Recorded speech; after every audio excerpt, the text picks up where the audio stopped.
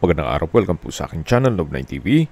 Patalasasan po, meron po ba kayong mga properties na napapabayaan or non-performing assets?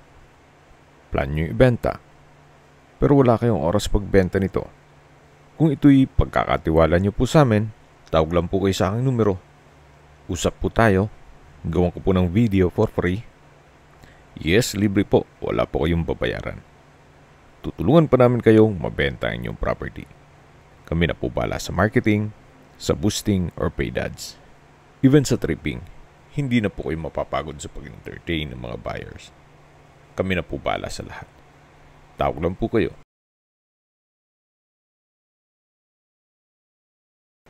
Nandito po tayo ngayon sa Nasugbu, Batangas kung saan meron po tayong bagong video presentation.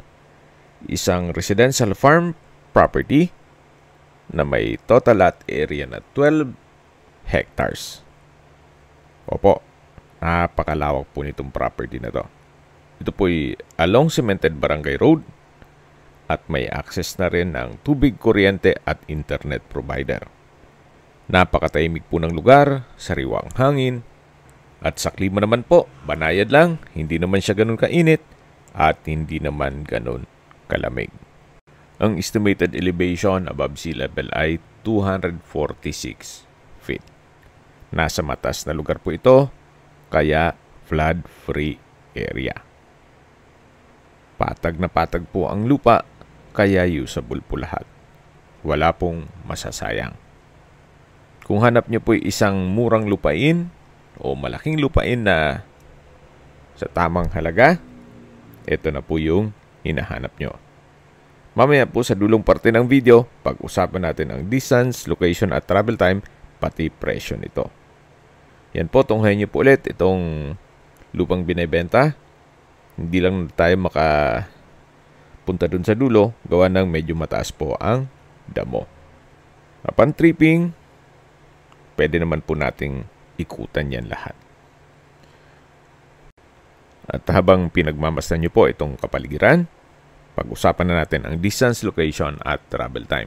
Mula po sa National Highway, ang distance is 1.5 kilometers at ang travel time is 5 minutes. Opo, napakalapit lang po nito sa highway. Kaya accessible din po ito ng public transportation. Mula naman sa Walter Mart, Nasugbu, ang distance is 10.3 kilometers at ang travel time is 16 minutes.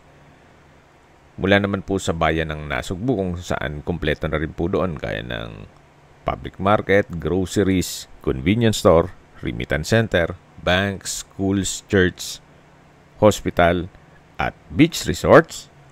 Ang distance is 11.8 kilometers at ang travel time is 20 minutes. Yan po yung lagi kong binabanggit sa inyo na dapat nyo i-consider sa paghanap ng property, yung meron pong malapit na hospital. Hindi ko naman po sinasabing sakitin kayo. Yan naman po for emergency purpose lang naman.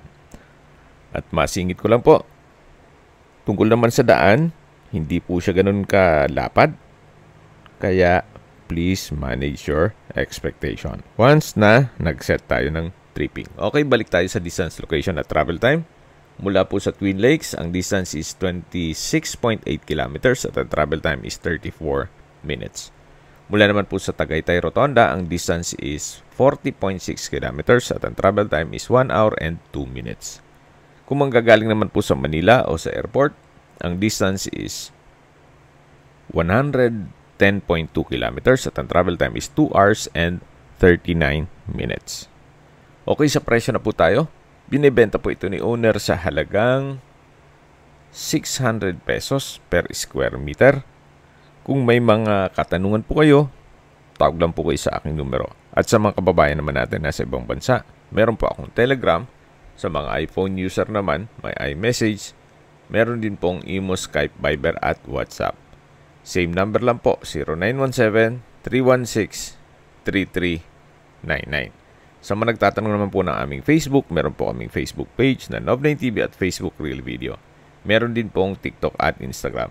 May ibang YouTube channel po kami na the Nov9 TV channel, Nov9 TV Listings, Nov9 TV On The Spot, at Nov9 TV Updates. Sana po naibigan nyo ang video presentation. Paki-like and subscribe na lang po sa aking channel para ma-update din po kayo sa aking future listings. Kung sakali po hanap nyo yung mas malaking sukat na lupa, meron din po kami ibang listings na pwede nyong pagpilian. Huwag po kayo mag-atubiding tumawag sa amin, then let us know your budget para malaman namin kung anong property pwede namin ilok sa inyo. Sa lahat pong viewer, subscriber at nagtiwala po sa amin, salamat po sa suporta. Ingat po kayo lagi at yung pamilya. Maraming salamat po.